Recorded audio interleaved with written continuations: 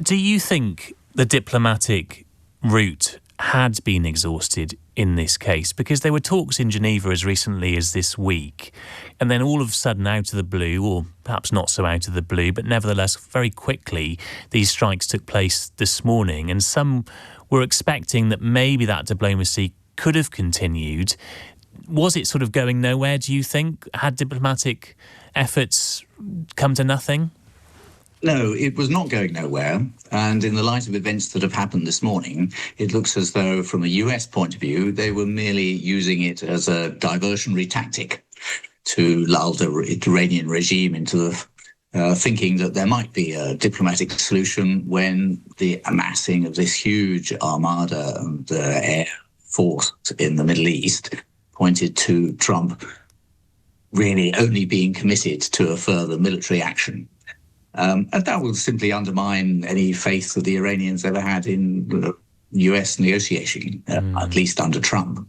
I mean, there was a negotiated settlement under Obama, which was being respected by both sides, and Trump overturned it. He's never yet managed to replace it with anything more satisfactory. The situation in Iran has continued to deteriorate. The Iranian people came out on the street a few weeks ago to demonstrate. Trump said, we're coming to help you, and then he didn't. And tens of thousands of them were killed. So now he's going to kill some more Iranians in the hope that he can get rid of the regime. He's explicitly said, we want regime change. And strangely, that echoes George W. Bush in Iraq. We want regime change. And for a man who has promised never to go into forever wars, he's stepping straight in the same puddle. So eventually, there will have to be some further negotiations between the US and Iran, but they're likely to be on hold for some time. What is interesting is that the Iranian regime itself appears to have decided it was worth taking the risk of a war, because that was the best way of preserving itself. And Trump, if you like, has entirely confirmed that view. Once there is a war against the US, it's very hard for Iranian people to rise up against their regime. This is the problem. It's now a war between Iran and the US, not a war between the IRGC and the Ayatollahs. It's quite possible that the US are trying to take out the Ayatollah, so there is, the leadership is gone. That's what they successfully did, the Israelis successfully did with Hezbollah, and which they tried for a long time to do with Hamas. Mm-hmm. And in both cases, it doesn't solve the problem.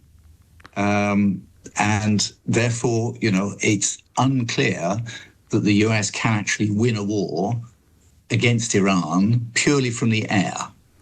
And we don't look like we have a situation as in Venezuela where you can take out the leader and then a successor regime says, okay, US will do whatever you want. Yeah. The Iranian people are not like that. And therefore, I would see this as a very severe miscalculation. Already we've had explosions going off in other Middle Eastern countries as the Iranians respond in Kuwait, in Bahrain, in Qatar. And so there's a high risk of this becoming a wider regional conflict in the Middle East. Mm. What should the UK do in response? Because that seems to be what Keir Starmer is mulling this morning. He's got this Cobra meeting. Sources in Number 10 are suggesting to me that it's right and proper that he goes through that process first before jumping to conclusions, before making clear statements on either side of this debate. Easy for the likes of Reform UK or the Greens to have a position, but Number 10 suggesting to me this morning that you would expect a Prime Minister to sort of digest this soberly and think it through before coming out with any statements. What do you think he should do? Should he side with America and allow America, for example, to use our bases? Or do you believe, Nicholas, that this is just, there's no good that could possibly come from this military action and Britain is better off out of it? British government's position is very delicate and difficult, and I don't blame the Prime Minister for taking a bit of time before coming out, even though there's a huge pressure on him. He's aware his predecessor, Tony Blair, went all in with George W. Bush to regime change in Iraq, and it all ended very badly for the Iraqis, for the British, for the US. And there would be severe hesitations about following that path. Secondly, this is an illegal war. There is no UN Security Council resolution authorizing it. It's even less legal than the Iraq war was, and that was disputed. So for the UK, which supports the international rule of law, to come out and back the US that has just launched unprovoked aggression, or you can argue over the unprovoked. Israel has said, this is preliminary retaliation against a threat. But, it's not a legal war in terms of the international rule of law. For the UK to endorse that would be a very big step. Yeah. On the other hand, we are still very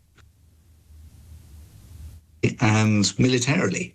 So we can't risk aggravating Mr. Trump too much.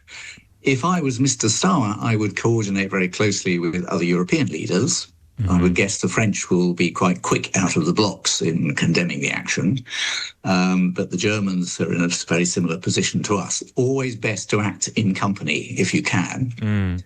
The risk, I think we can say, this risks a wider conflagration, and we think it should be resolved by diplomacy as soon as possible. That's what I would expect. Yeah. What is going to be interesting is what China says.